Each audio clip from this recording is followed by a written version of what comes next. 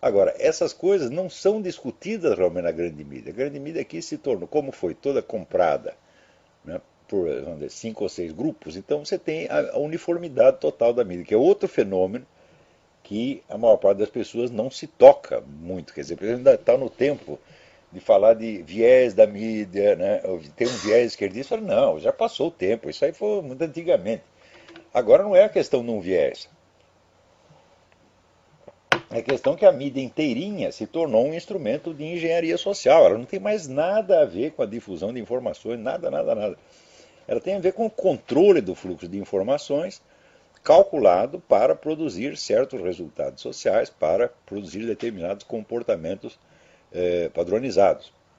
E a gente observa, desde o momento em que isto começou, a gente observa que a facilidade de você mudar condutas do povo americano se tornou um negócio realmente fantástico, de uma velocidade incrível. Quer dizer, em 2 meses você faz as pessoas mudarem de atitude e adotarem o novo valor, a nova atitude, o novo critério, como se fosse uma coisa da vida inteira. Né?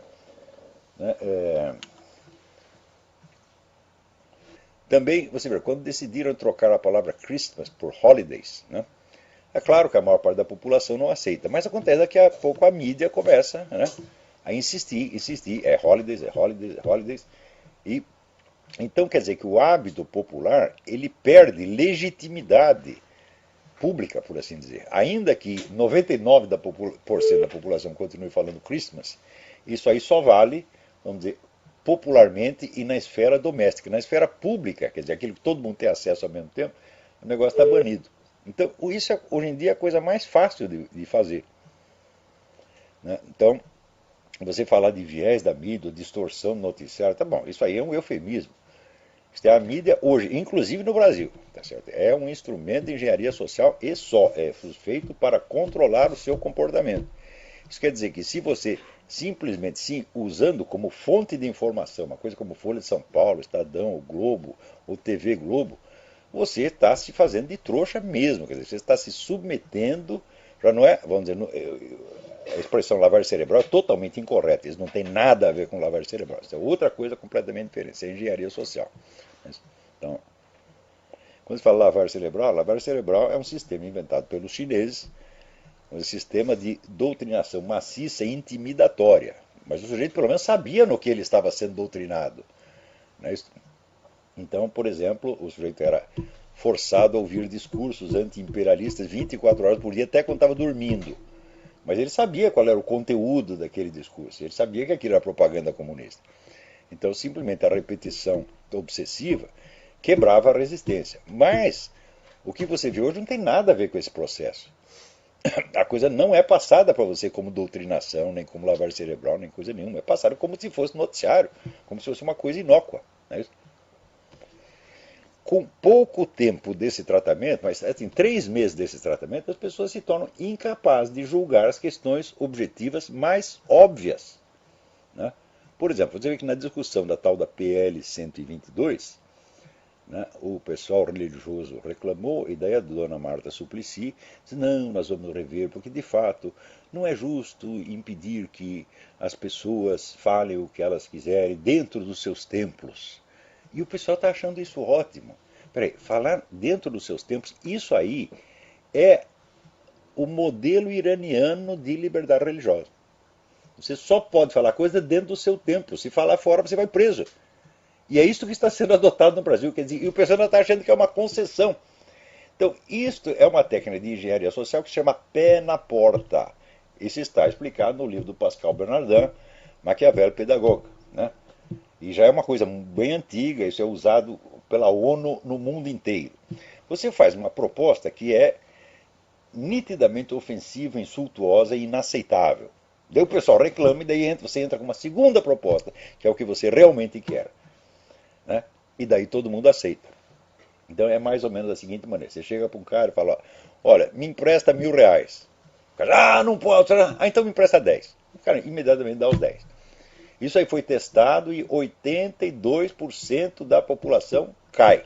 Testaram isso na França da seguinte maneira: o sujeito chegava com um cartaz enorme, dizendo, olha, meu amigo, eu sou do departamento de trânsito e nós queríamos colar esse cartaz aqui na porta da sua casa. É um negócio assim, né? Tapava toda a fachada da casa. O morador olhava e falava, não, isso é um absurdo, você não vai fazer. Ah, então o senhor pode botar esse aqui menorzinho, pegava um de 50 centímetros por 50 centímetros. Ah, pois não, pode pôr. Então, em 82% dos casos isso funciona.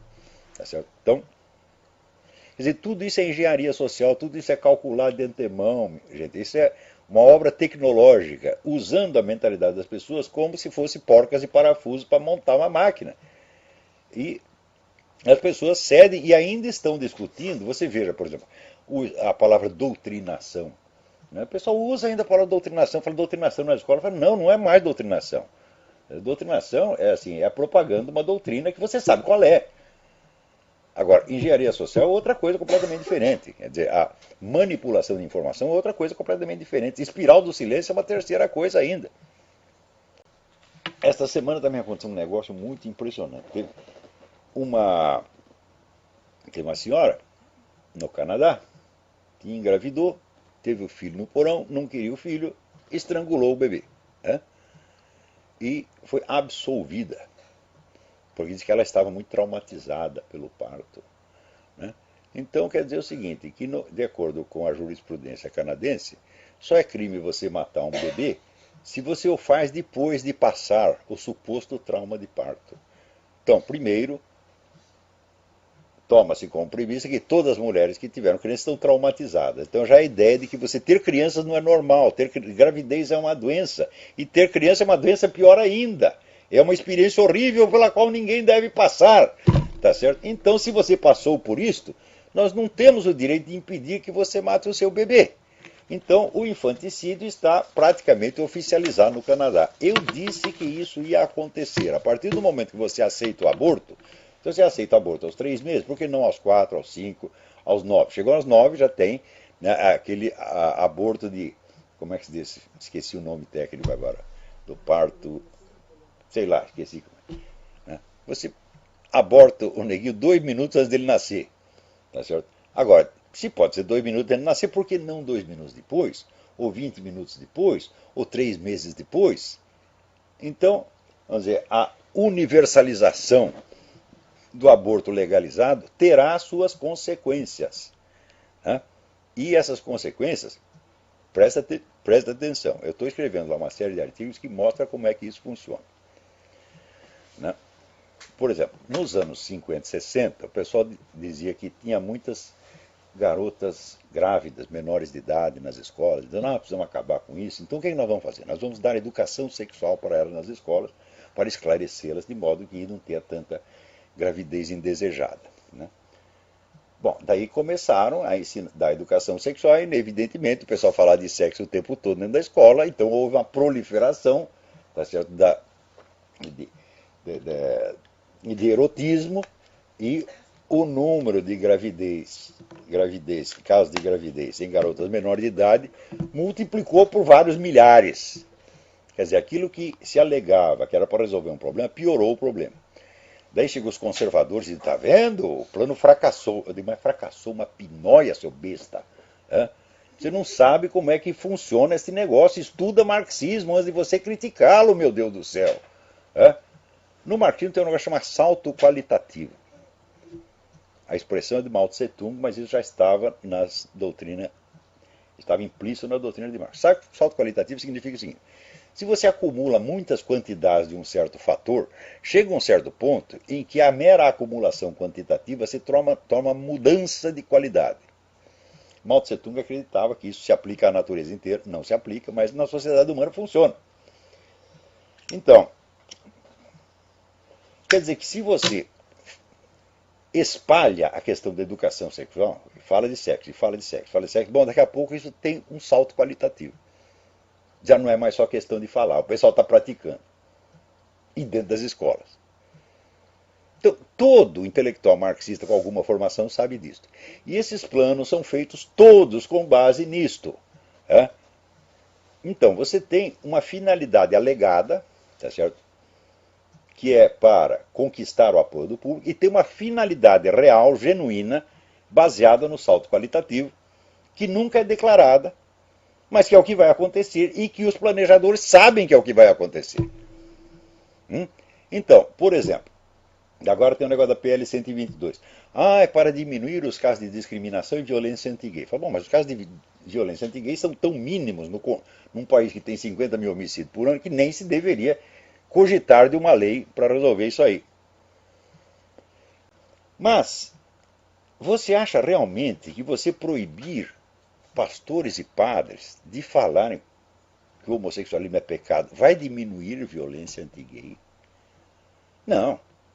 O que você vai ver, você vai ter um acúmulo de casos conflitivos. Por exemplo, a lei proíbe impedir a expressão homoafetiva em qualquer lugar público ou privado com acesso público, que inclui igrejas. Então, ora, você sabe que não se pode nem usar mais a palavra homossexual, é homoafetivo. Então o que é homoafetivo? Tudo que dois homossexuais fazem na cama é homoafetivo, não é sexo mais. Então tá lá na igreja um sujeito mexendo na piroca do vizinho, né? E veio o padre, ou o pastor, ou o rabino, e manda parar. Então bloqueou a expressão homoafetiva. Então é crime. Acontece o seguinte, acontece que existe outra lei, que é a lei do ultraje a culto, tá certo? Que proíbe você atrapalhar um culto. Dá 2 anos de cana, um culto religioso. Então o culto religioso é protegido pela lei, mas a conduta homoafetiva também o será. E isto é calculado para produzir o choque das duas coisas, até que toda a proteção oficial ao culto tenha que ser retirada, porque você tem duas leis contraditórias, uma delas vai vencer.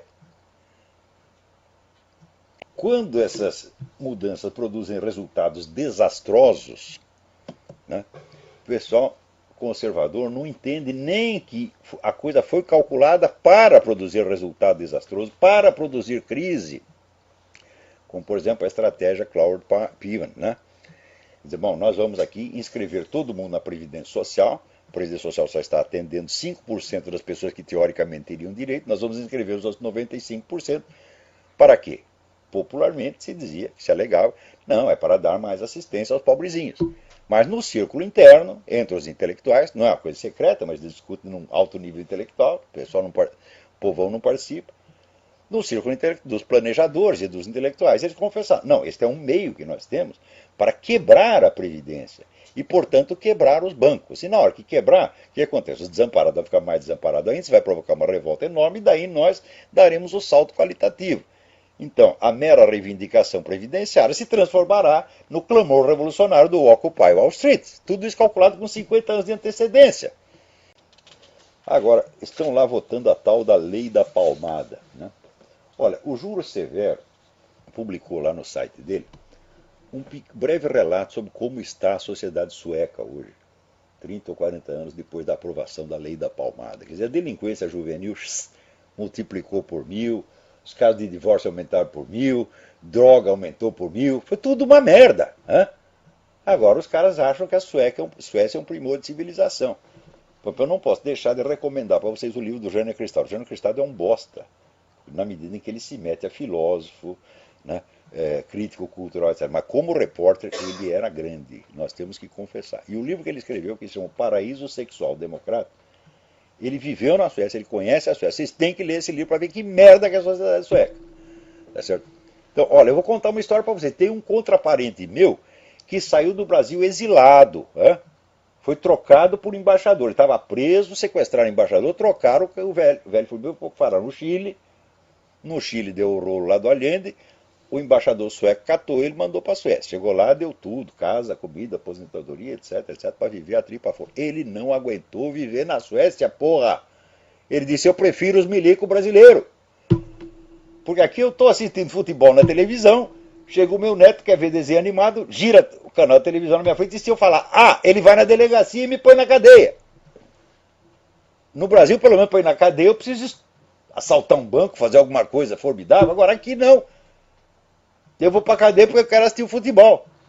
Ele não aguentou viver na Suécia e voltou para o Brasil ainda dentro do tempo da ditadura militar. Não vou dar o nome do cara, tá certo?